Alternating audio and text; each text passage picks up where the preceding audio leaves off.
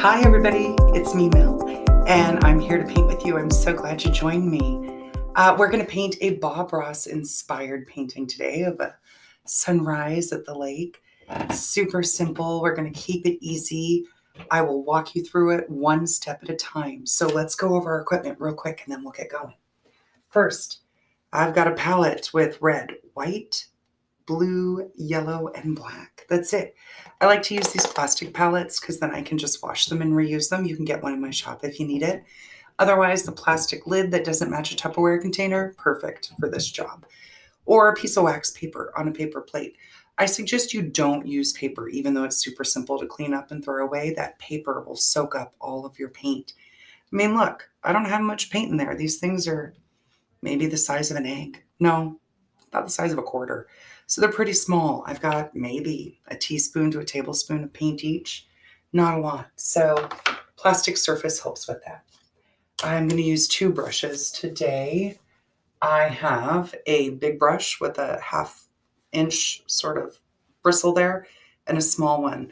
You can get a pointy one or a flat one. This is a 1/4 inch flat, but use whatever works for you. Got a cup of fresh water, clean my brushes with, a rag to dry them with.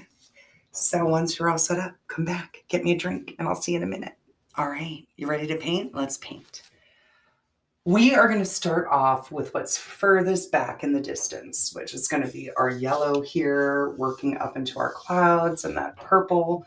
And whatever is happening above our horizon line here in the sky is also going to be reflecting in our lake.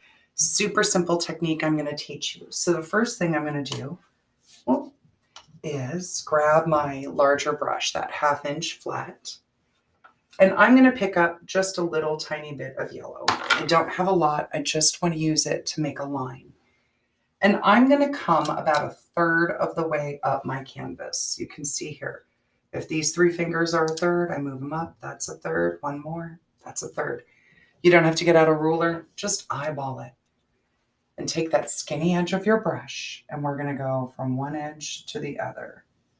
And because I'm painting from the side, my lines are usually slanted. Let's take a look. That's not too bad. So this is our horizon line. This is what's going to separate our land and water from our sky. So now that that line is in, I want to start building up this yellow. And to do that, I'm going to take a tiny bit of yellow and I'm going to double dip with a little bit of white. Because I'm double dipping and I'm painting dirty, I come in from the edge of the puddle so that I don't make all of the white yucky.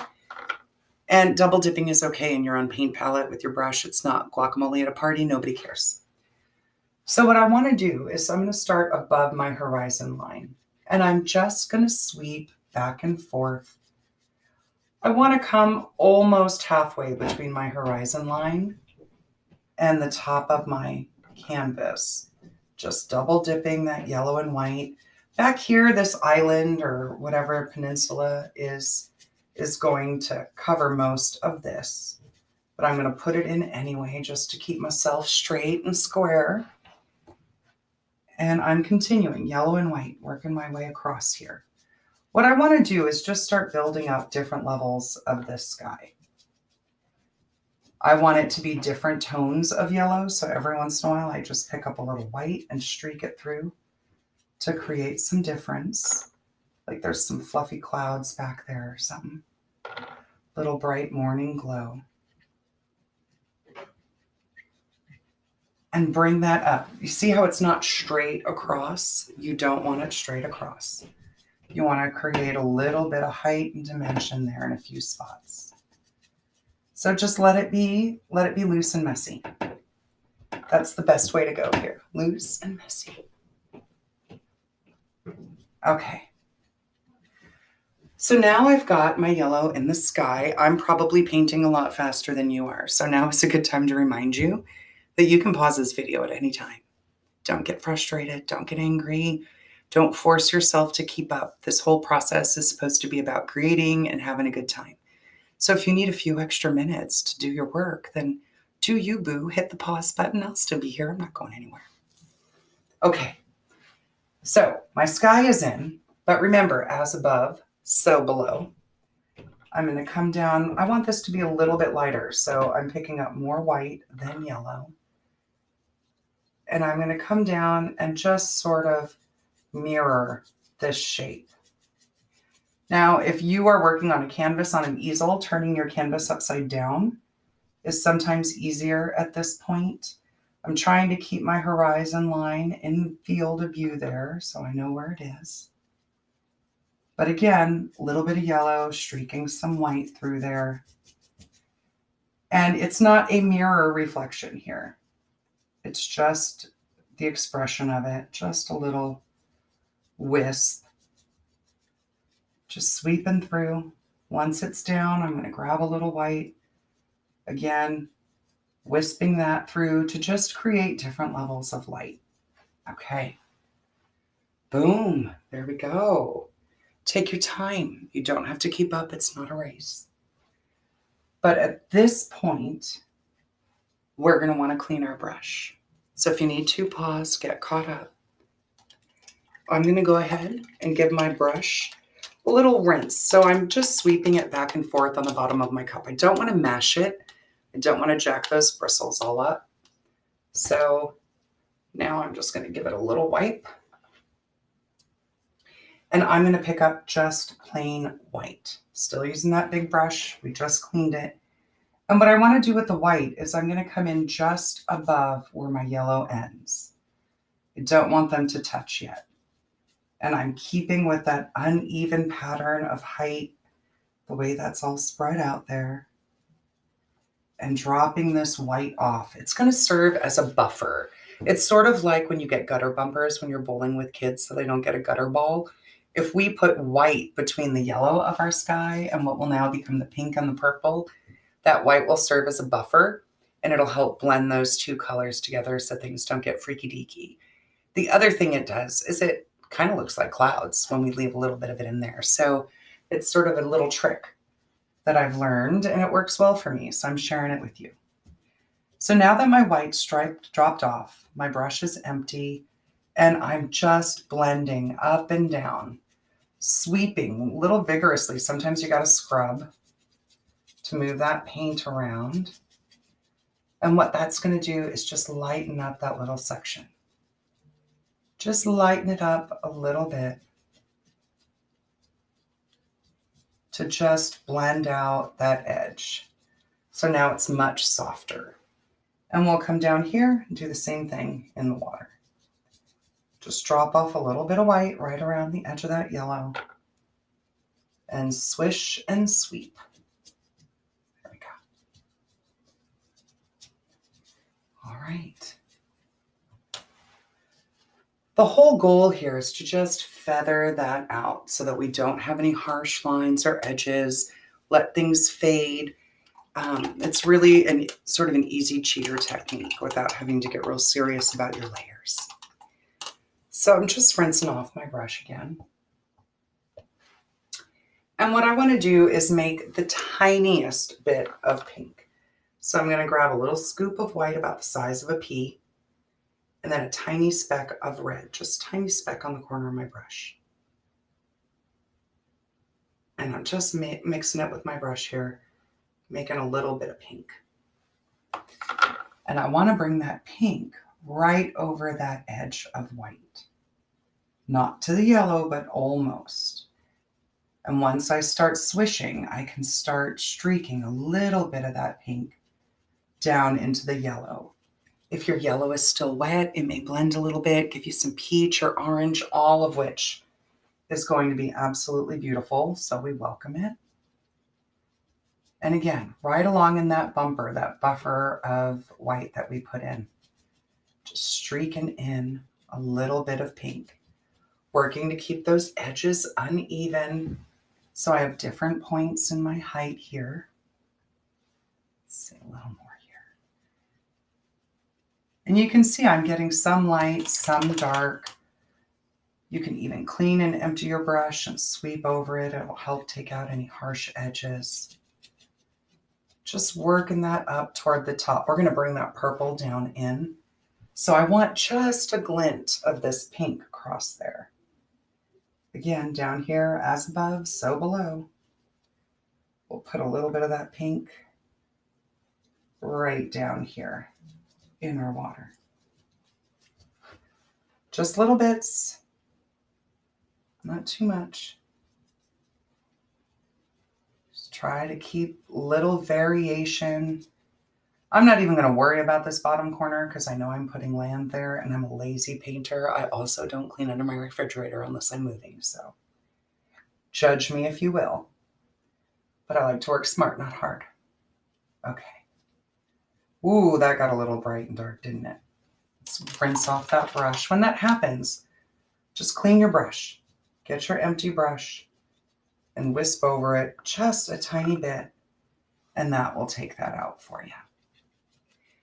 Now, you can play with this for as long as you like, but I do say that the longer that we mess with it, the more likely it is that we're going to mess something up. So continuing with those angled strokes, just put everything sort of on a little bit of an angle, makes things look like they're moving through your sky. All right, so here's my pink in the middle. I got to make a little more because I ran out. White with a tiny dot of red. And now I'm going to add tiny dots of blue until I start to get a little bit of purple. And you can add more red to it to change it. I want that. There we go. That's what I want. The white keeps it from turning into Welch's grape jelly. So I've got a little streaks of red and blue in there. And I'm going to start right up across the top of my canvas. Using those angles, I'm either swishing down one direction or down the other. You can dip the very tip of your bristles into the water to give you just a little bit of fluidity there. And again, wisping. Really light touch as we're streaking into that pink. Come down a little further on the side. And then just get these sections well covered and filled in. There we go. Sometimes you've got enough paint on the canvas, but it's just not moving. I give it a little scrub. See? Little swirls. And once I do that, rinse off that brush, take that clean, empty brush, and just come back and swish. There we go. And the swish with that going at an angle is going to make your sky look like it's moving a little bit. Might have little streaks in there. That's okay. I'm going to grab a little bit of white and just kind of get right in there. I don't want to lose too much of my pink, and I feel like that's happening. So, whoa! Sometimes you get a little too much. Clean your brush. There we go. And now look at all those stunning shades that we have going on here. And it looks a little freaky. You're going to see your brush strokes. You're not going to be sure of it because it doesn't really, context is everything, right? Everything makes sense in context. Behavior, pictures. So I'm just trying to come in with some of my purple down here at the bottom of my canvas to mimic or mirror what's going on up at the top. But down here, I'm going to use a horizontal stroke because my water has movement and ripples. So if I just swish back and forth, that makes it look like my water has a little bit of movement to it. Just a bit. There we go. Now I'm not going to mess with this too much more because I have learned in painting that if I mess around too long, I'm just going to jack it up. So at this point, you can hit it with a blow dryer. You can use a heat gun if you like power tools, or you can just let it sit and dry and take a break. But we want to let everything dry completely before we come in and start the next steps of our painting. So go ahead and hit pause. Go get yourself a drink. Go dig your blow dryer out. And once this is dry and you're ready to move on, come on back. I'll be right here. Okay, we're back. So our next order of business, remember we're working from the furthest back and working our way forward. we're going to do this little peninsula or island that's out in our water. So for that, I want to make some green. So I'm going to take a scoop of yellow, just about the size of a pea. Put that in one little well or in a spot on your palette. Equal amount of blue. And we'll swirl those together. We're going to get green. Now, I'm going to use this green for a lot of stuff. And I'm going to have to make it a couple of times. That's okay. But I want to take just a tiny bit of it and move it over to another spot. We're going to leave the majority of it for our land here and the leaves in our trees. But I want to make just a little bit darker. So I'm going to grab a little black and add that into our green. We want a really dark, deep green. A little bit of black and even a little bit of water. Okay. So you see how nice and dark that is? Okay. I'm going to scrape off the edge of my brush so I can keep those bristles nice and sharp. And I'm going to figure out where my island is going to end. So here's the halfway point, and it comes just a little bit past halfway. So let's find our horizon line. Here's halfway on my horizon line between the left and the right. And I'm going to start just a little bit here to the edge. And the first thing I'm going to do is put in that bottom edge. I'm using that skinny edge of the brush, just dragging it over. And then I want to start creating the top silhouette of my little island here. So I'm going to come in right about where my pink and yellow meet. On that left edge, I'm going to come up a little bit, drag it down, maybe make another little peak, and then let it go. And I'm just going to use a watered down version of this green black. Needs a little more black. And fill it in. I don't need a lot of detail here. I just need this silhouette. So a little more black in that green so it's darker.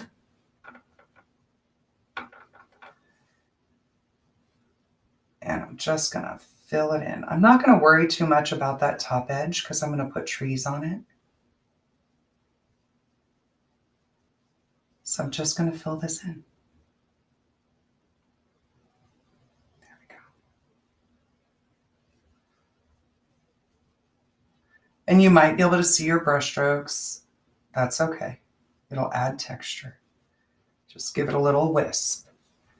All right, whatever's above, we're going to do below. So starting at this tip, I'm just going to sort of mirror our little shape here. Doesn't have to be perfect. It's a reflection. Remember, use a little bit of water in that paint. I like to make it just a little bit more watery.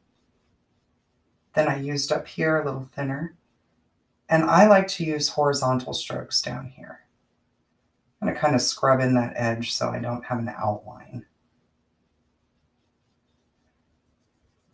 See how I'm wigging along there just so it doesn't dry up and get real defined. But then across, I'm just going to give little wisps. So it looks like that water moves with it. So we've got our island. And then we also need a little piece of land down in the corner. So get your island in.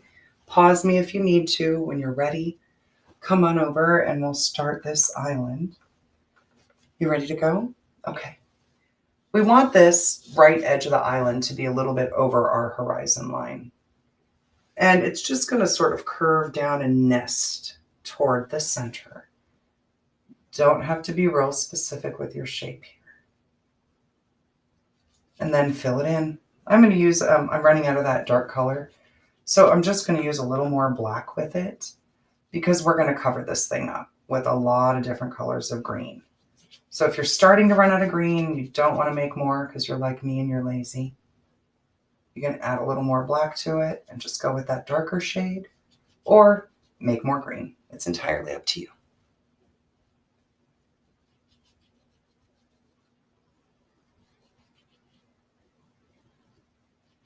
All right.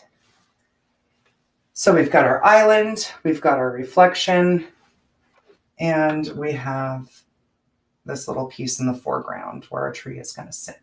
Okay. What I want to do now is add this ridge line of trees. And the way that I'm going to do that, I'm going to use that dark black green, and I'm going to take my brush and tap up, and then angle it just a little bit, or use that corner and tap down. Just like that. Now, if you're a little nervous about this, use a piece of paper. Get out a piece of newspaper, something old that you don't care about, and practice. Let me show you a few here. I'm just going to pick a spot where I want the tallest ones and tap. And I'm really just tapping up and down and then over little bits, because what I want to do, or you can flick, either one, tap or flick. But we just want to put in the suggestion of trees. So I sort of like to flick up and then tap a little bit. Because all we want, we don't need detail. We just need suggestion and shape here. That we've got some trees in the background. That's all. So I'm going to do a few flicks. And then just come in and give them a little tap.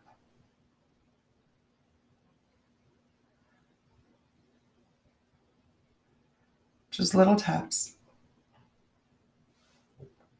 And work my way down. Let's put oh, wow, that guy got high. Oh, that's a little tall one. But I'm going to go with it. I am. And one thing you may be noticing is I feel like they're a little blunt on the top. But that's okay. I can fix that with a smaller brush if I need to. And we want different levels of height.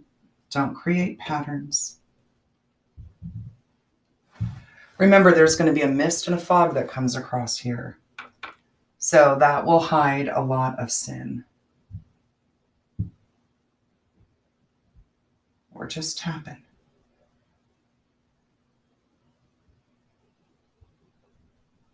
Little bits. Nice light touches.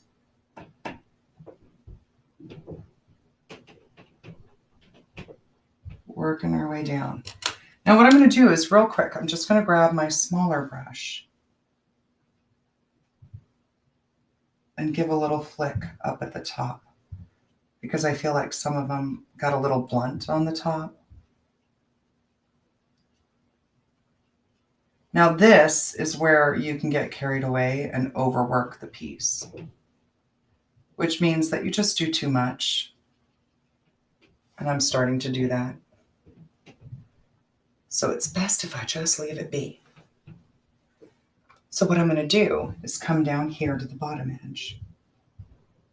Switched over to the smaller brush because I feel like I'm getting better control. But use whatever works for you. Just some wiggles, little few streaks, and then tap in. Create that reflection.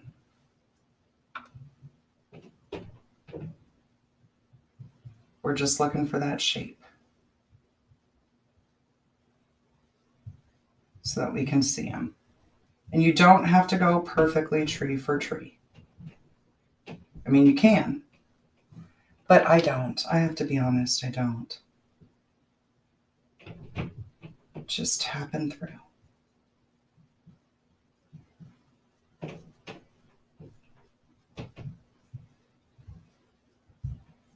Coming through, just bringing down a few streaks as sort of as a guide.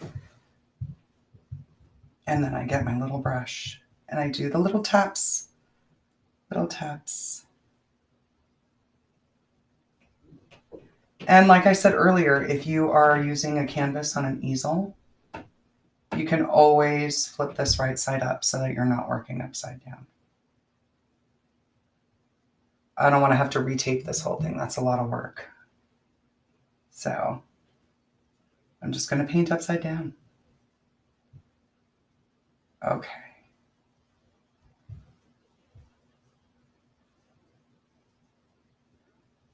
Add those little bits. All right. Now, while this is drying, actually, no, this needs to dry. So this is where we need to hit it with a blow dryer. because before we do anything else, we want to bring across this morning misty fog that's coming in. So I'm going to hit this with my heat gun. That's the word. And then I'm going to show you how to do the mist. You might want to grab a piece of paper towel for this step because it works a little bit easier if you have a piece of paper towel. So I'll see you in a minute. All right, you guys doing okay? All right. So we're going to come in and start with our mist. And to do that, I want to water down some white paint. Got my small brush clean, and I'm just taking a few drops of my paint water and putting it into an empty spot here on my palette. And then I'm going to grab a little bit of white and stir that in. I want it to be like skim milk. There we go. Just a little bit. And I want to create this mist. So I have found a clean spot on my rag.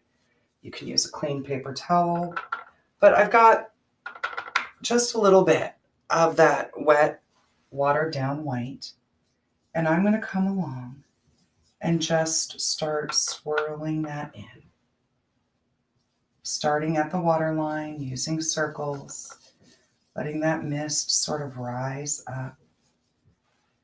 And remember, I told you it's going to hide a lot of mistakes. So you don't want to use that straight white, but you want to water it down.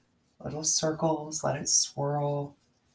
And see how it's starting, to create some dimension, because we can see our mountain is behind now. Or our island, whatever that is. And just, oh, there we go. Got a little too much white there. Swirl right along that horizon line. Even over here. Swirling. I'm not coming over this piece of land because that's in front of this mist. But I'm just bringing it up. Little swirl. Create a little bit of fog. A little morning mist out on that lake. And it doesn't all need to be, you can have some spots that are a little whiter, a little brighter, a little thicker fog there. And boom, you just made fog on a lake. Who knew? So take your time with that. Go easy. Do it in light little layers. Once you've got your fog in, I'm just going to come in with my small brush and a little bit of white or yellow or both and do a few little broken lines right along this edge here. What I want to do is make it look like there's water that's hitting that edge and just creating a few little ripples. I don't need to put a lot of motion in my ocean today. Just a little bit. Let's create a few little ripples there. And that's it. That's it for that. Little mist, a few little ripples on our horizon. I'm going to grab some more white. I'm running out. I need a little reload. Okay. I think what I'm going to do is brighten this up with just a little more white. There we go. Do not make this one solid line. Let it break. Let there be a few little bits of movement so that it looks like just a few little ripples. All right. So far, so good, right? Nothing too terribly hard. We are going to do our tree next. So whenever you're ready, come on back and I'll walk you through the tree. All right, so it's time to paint the tree. First thing I want to tell you about trees is that there are no L's in trees. There are only V's and Y's. So you can see, let's look. As we come up, we branch out into a V or a Y, and then more V's and more Y's. As long as everything comes off at an angle, your tree can just go as wide as you want it to. So I'm going to start, I like to do my tree with my small brush. And I'm actually going to paint this tree with just a little bit of that inky black green that we've got. So a lot of black, a little bit of green, a little bit of water. And I want it to be somewhere just centered almost on my little piece of foreground here. And so it's going to come up. I'm doing a thin line to start off, and then a branch, and then another branch. So now I can thicken this up, bring it out just a little bit wider. You're not going to be able to see it as it crosses over onto your land. We'll fix that in a few minutes. Don't panic.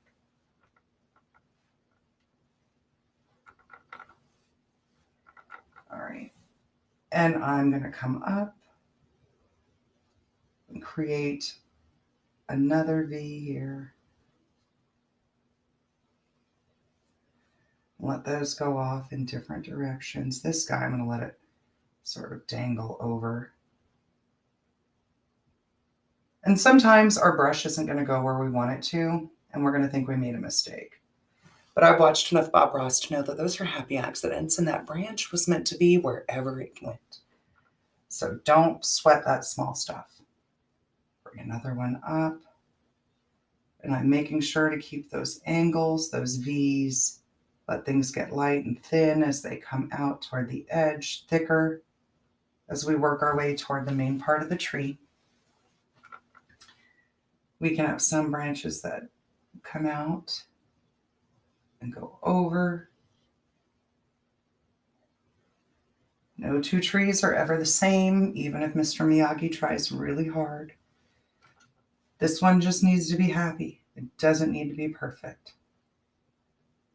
It just needs to be happy. Okay. And I'm just going to keep working my way up.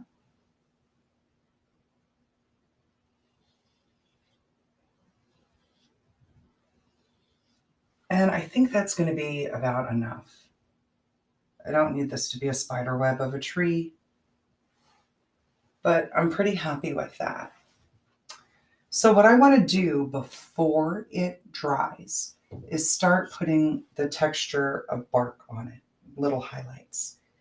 So I'm just grabbing a tiny bit of white. I haven't really cleaned my brush. Just grabbing a little bit of white and a little bit of yellow. My brush is still dirty with that black greeny color. And I'm just going to start coming along with very light strokes, overlapping and creating that texture of bark. The lightest and brightest is going to be over here on that left side. So just little loose overlapping strokes. It's going to give you that bark texture. Oh, I need more yellow. More yellow. There we go. And work my way up these thick parts of the tree. Every once in a while, I'm just going to hit them. Hit them with a little of it.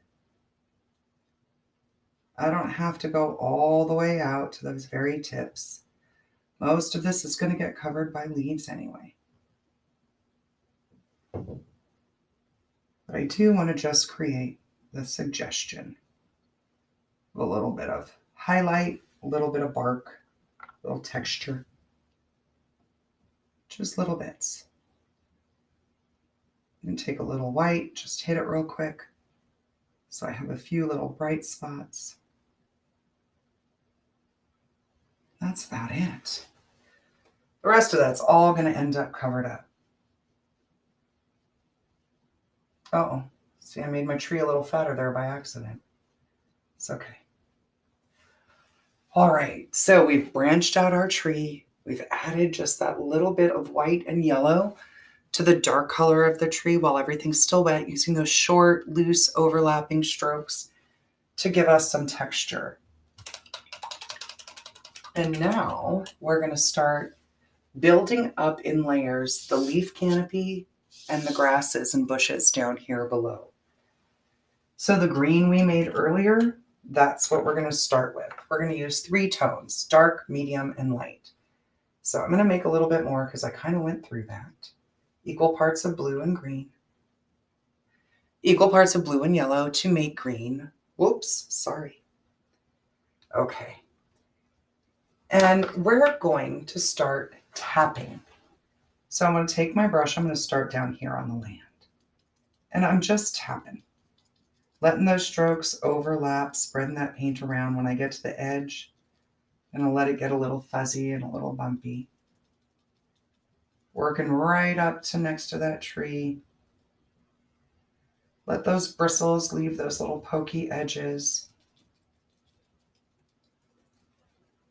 Bring a little bit of the bush up in front of the tree if you want. Remember, tap over that edge.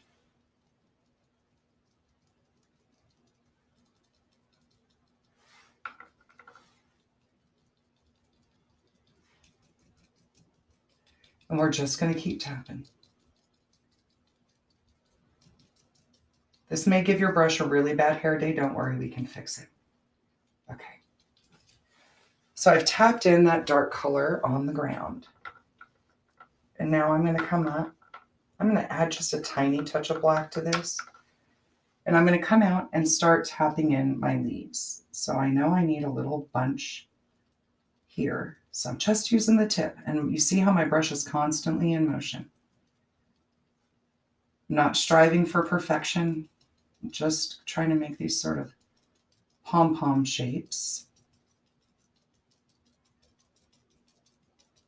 Leaving those wispy edges. They look really funky up close, but when you step back, they really make your tree look great.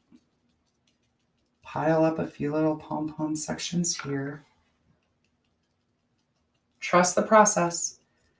Sort of like when you contour your face with makeup. It looks freaky for a minute, and then it simmers down.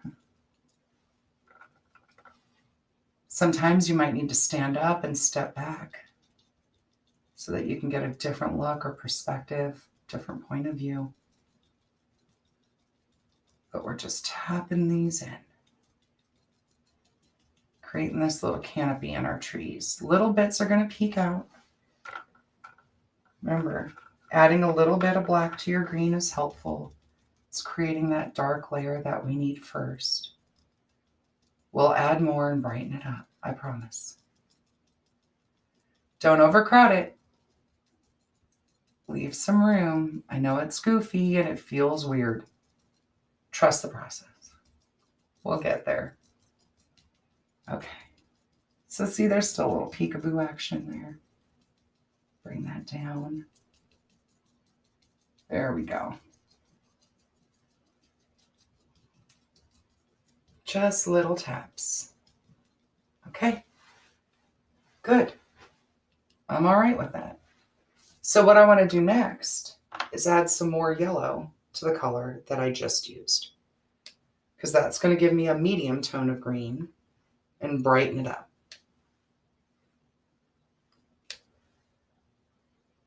Add some yellow. There we go. And you'll see what I mean in just a second. There's a lot of paint in that brush, so I'm going to try to scrape it like a squeegee and get the excess out. Okay, there we go. So now I'm going to come in. Oh, that's not quite light enough. A little more yellow. And I'm overlapping. And I'm just tapping. I don't want to cover all of it. You're going to have little bits where the yellow really shows up on an edge, and that's okay.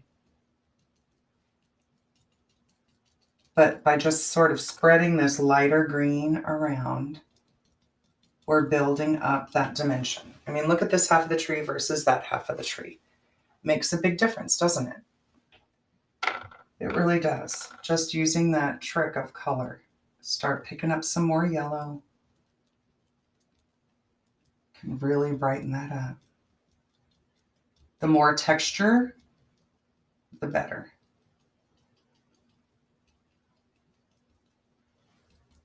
So we're just going to keep tapping. Picking up some fresh yellow and that green or medium tone. And building this up. We're also going to do this down on the ground. So add this up. Just little bits, leaving some of that dark showing through. That's all we need. That's all we need. This tree feels a little funny to me. Like something is not right about its shape. I think I'm going to... There.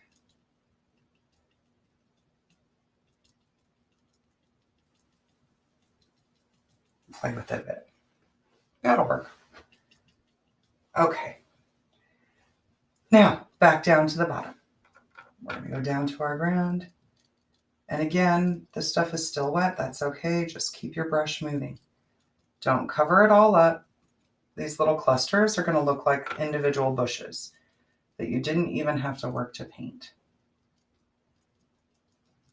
Just tap, keep it moving.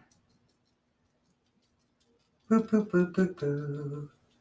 There we go.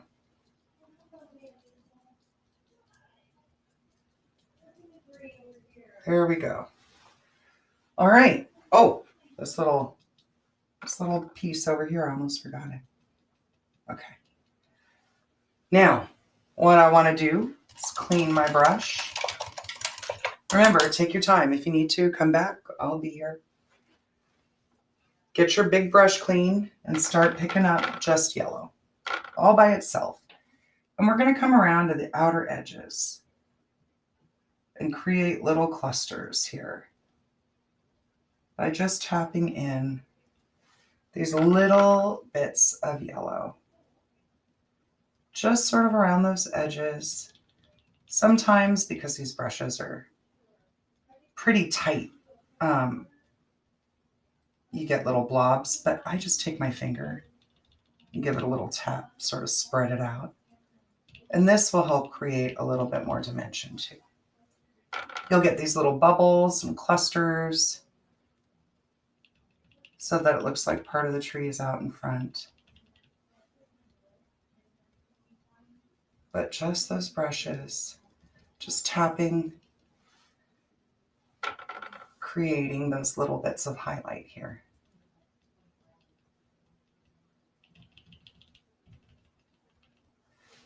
Just little bits. Cheating and using my finger here. Okay.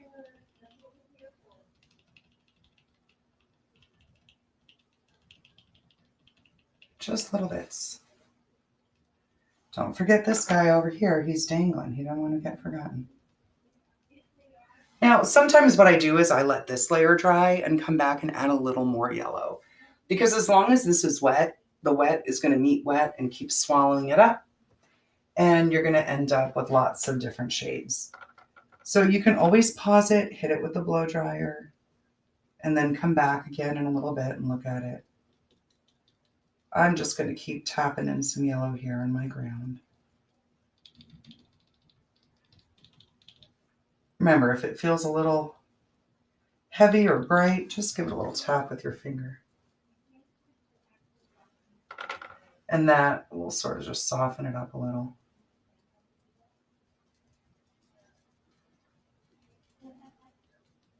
Just tap. Let everything sort of overlap. There we go. Just like that.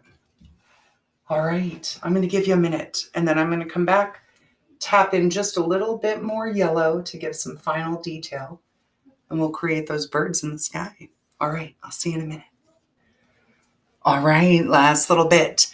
So I remember how I was using my finger to do a little tapping. I feel like things got a little less defined than I want them to. But these brushes have really nice crisp edges. So I've washed and dried mine, and I'm just scrubbing circles on my hand to kind of open them up. Spread those bristles out. You can use your fingers. The idea is we want to create some space between the bristles so that when we tap, we get more surface points. So now that I've opened that up a little bit, you can always use a ratty old paintbrush for this, or a toothbrush would work too. But I've got a little bit of yellow, I'm tapping it off on my plate. Ah, there we go. That's what I needed. And I'm just coming in with a little bit more yellow. And you don't want to spread it evenly throughout. Remember, we're just using this to create a little bit of highlight and a little bit of definition. So we just tap it in. Just tapping in little bits.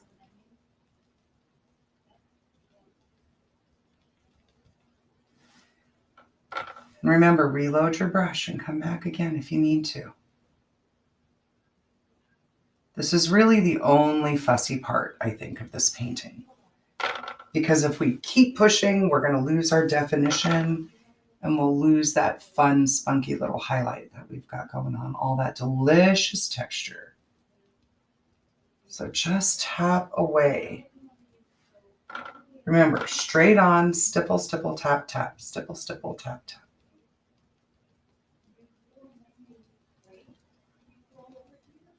And that's going to create all of that highlight. There we go.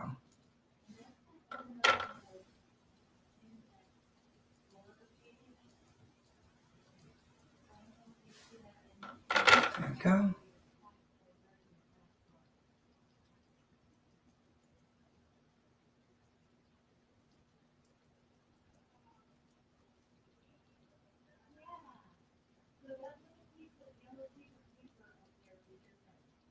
There we go.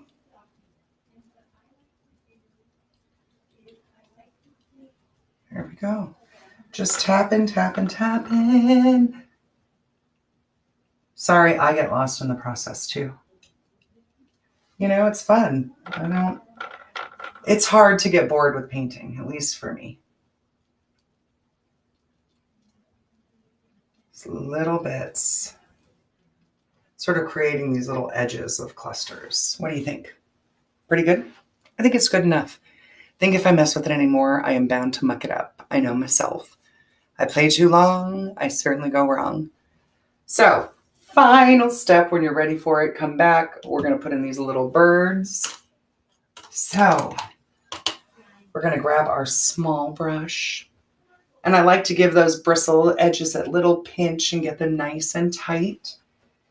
And I just want a little bit of inky black paint, a little bit of water. Remember that water is going to help it flow. And I'm going to put 3 birds in. The smaller they are, the further away they are. So all I need is just like a little V. Right there. Boom, bird flying in the sky. Now they're going to get a little bit closer. So I'm not only going to make that V, but I'm going to bring one of the wings out, sort of at an angle. Because that makes it look like that bird is in flight and we can see it from the sight. I'm going to do one more little bigger. So my V, then I bring out a wing by just coming out to the right. And then I just add almost like a little almond for the body. Don't want to do too much. You can always put a UFO in there. You can make a monkey hang in your tree.